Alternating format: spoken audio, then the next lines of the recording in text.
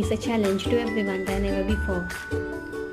This brings new challenges to the world, impacting the world economy, creating issues for various industries such as tourism, apparel, plantation, IT, logistics and many more. Even the world's biggest countries sometimes are facing to this challenge as they are locked down and continue curfew.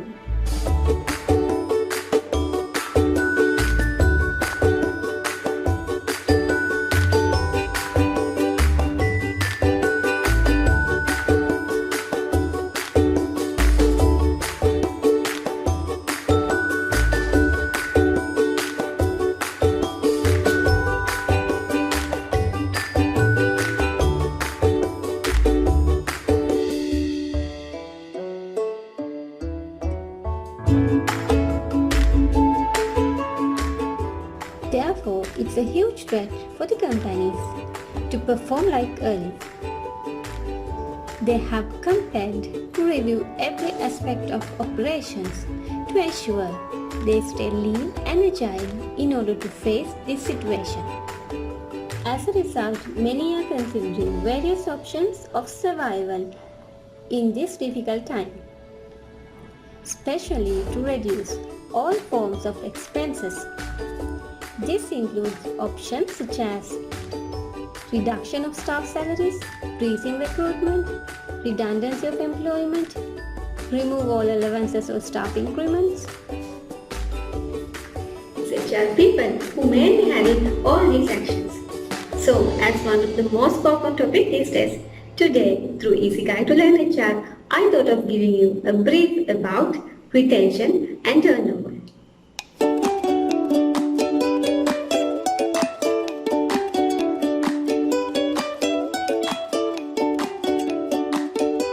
What are retention and turnover? When it comes to turnover, it is the proportion of workforce who leave during a period of time. When it comes to retention, it is the proportion of employees who stay. What are the types of turnover? There are 4 types of turnover, and those are voluntary turnover, involuntary turnover, functional turnover, and dysfunctional turnover. What is voluntary turnover? Voluntary turnover occurs when employees voluntarily choose to resign from the organization. It can be due to various reasons. As an example, receiving a new employment opportunity, conflicts among staff, due to low career advancement opportunities, or maybe because of the poor relationship they are having with the superior. What is involuntary turnover? Involuntary turnover occurs when the employer makes the decision to send the employee home.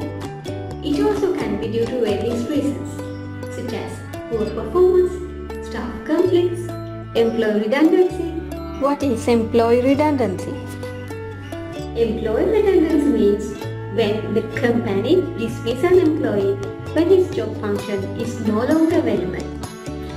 There are 2 types of employee redundancy, and those are compulsory redundancy and non-compulsory redundancy. Compulsory redundancy means identifying which employees will be made redundant by selecting employees fairly without discriminating. In other words, it is voluntary redundancy. In this one, you ask employees if they like to volunteer for redundancy. You must have a fair and transparent selection process in this. Under non-compulsory redundancy, we also talk about early retirement. Basically, this is where you offer your employees an incentive to retire early. It is used as an alternative to voluntary redundancy. What is functional turnover? We talked about voluntary turnover, involuntary turnover, and next we are having functional turnover. Functional turnover occurs when a low-performing employee leaves the organization. This reduces the amount of paperwork needed to prove that the employee is inadequate. The company accepts employee's decision to leave. What is dysfunctional turnover? Dysfunctional turnover is basically when a high-performing employee decides to leave the organization. It can be due to the lack of career advancement opportunities in the particular organization, and maybe he has received a more appealing job offer. This can be potentially costly to an organization. What does turnover indicates?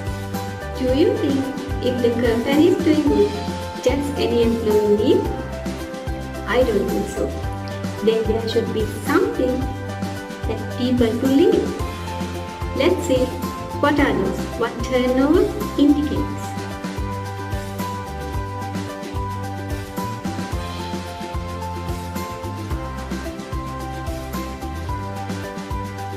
What are the impacts of staff turnover?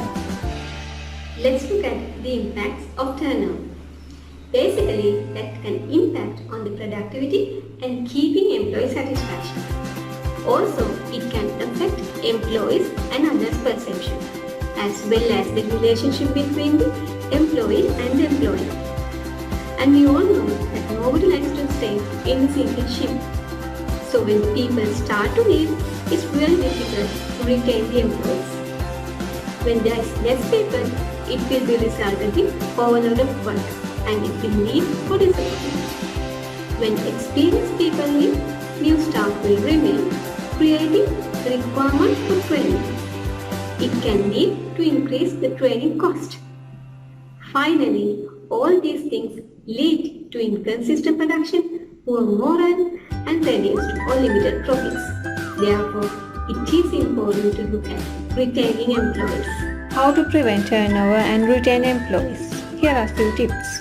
If you are a HR person, how to prevent turnover and retain employees? Here are some tips. One of the most important thing is correct recruitment. Basically, this is to hire the right people at right time. Also, you can provide a good compensation package as per the individual skills and qualifications, because people want to be compensated well. Also, you can consider on continuous revenue sharing. You can tie a part of your employees' wages to the company's performance. And you can understand the employees. Some are not motivated by money. What they just need is praise, attention. They like to have encouragement and recognition. Unless you are a couch potato, people like to grow. Therefore, the career path is also important. And you can allow flexible work schedule. Also, for employees, here's something to think. If the company is not in a position to give you what you want, you have to understand it. And you can build up your own career rather than waiting and blaming the company to give you what they cannot give actually with their situation. Retention strategies. What is a retention strategy? Basically, it can be defined as policies or actions companies follow in order to retain the employees and reduce turnover to ensure employee engagement. I found a good article and like to share how famous companies work out on their retention strategies.